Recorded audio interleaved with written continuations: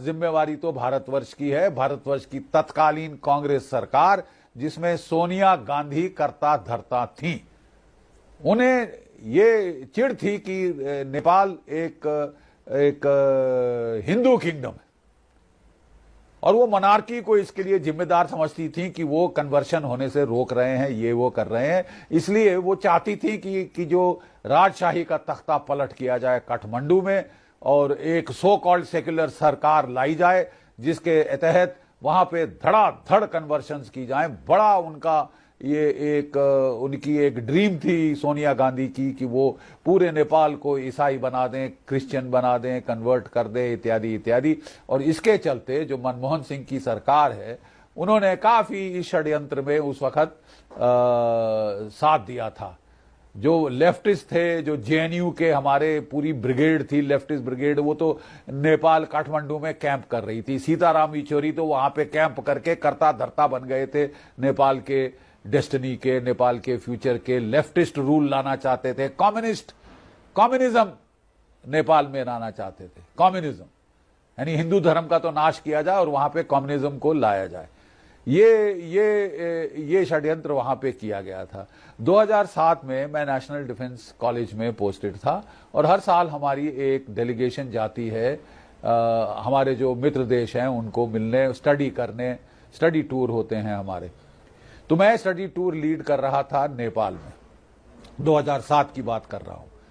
जब हमें अपने एम्बेसी में ब्रीफिंग दी गई तो लोगों ने बोला कि साहब वो बड़े माओइस्ट के सपोर्ट में बातें कर रहे थे और ये वो कह रहे थे। तो हम बड़े हैरान हुए, हम सारे, हमारी पूरी डेलीगेशन। हमने उनसे पूछा, जो हमारे प्रेजेंटर थे, कि साहब ये जो माओइस्ट जो हैं वो तो भारतवर्ष में भी गदर कर रहे हैं। छत्तीसगढ़ में हम उनसे लड़ रहे हैं, उड़ीसा, बिहार, झारखंड और अपना कहां वहां पे रेड कॉरिडोर से हम जूझ रहे हैं। मिलिट्री ऑपरेशन चल रहे हैं, पैरामिलिट्री ऑपरेशन चल रहे हैं और बड़ी भारी इंटरनल सिक्योरिटी थ्रेट है। तो ये कहां तक अकलमंदी होगी कि हम नेपाल में माओइस्ट को सपोर्ट करें? कल ये माओइस्ट वो माओइस्ट के साथ मिलकर हमारे लिए प्रॉब्लम नहीं खड़ी करेंगे।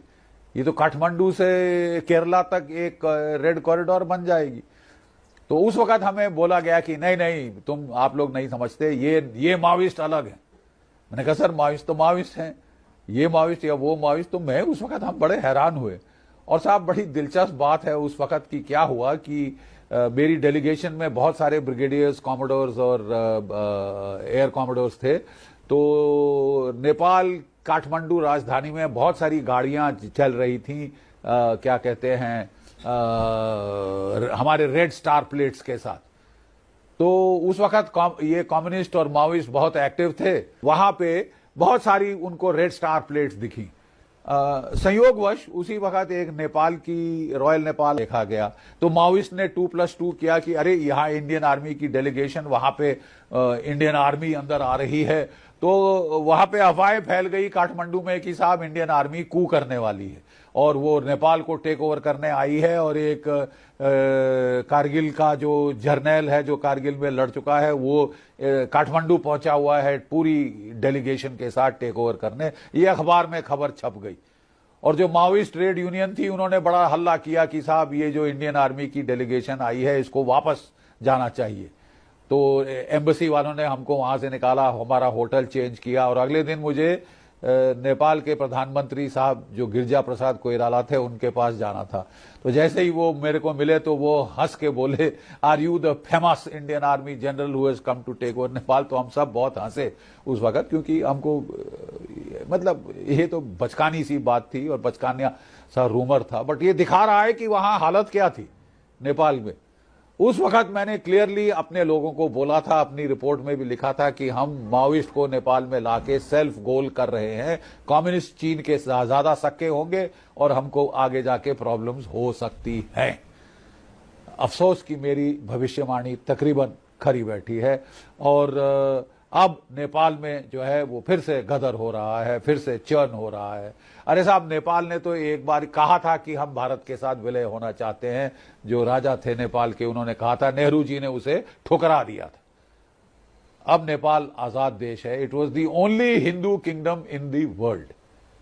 और अफसोस कि भारतवर्ष ने ही उसमें वो जो कू था राजा के खिलाफ उसमें सहयोग दिया था। तत्कालीन उस समय राजा जो थे वहां पे वो कांड हुआ था, हत्याकांड रॉयल पैलेस के अंदर, तो उससे लोग भी थोड़े खिन्न थे राजा और खानदान के साथ कि जो मास मर्डर हुआ था वगैरह वगैरह।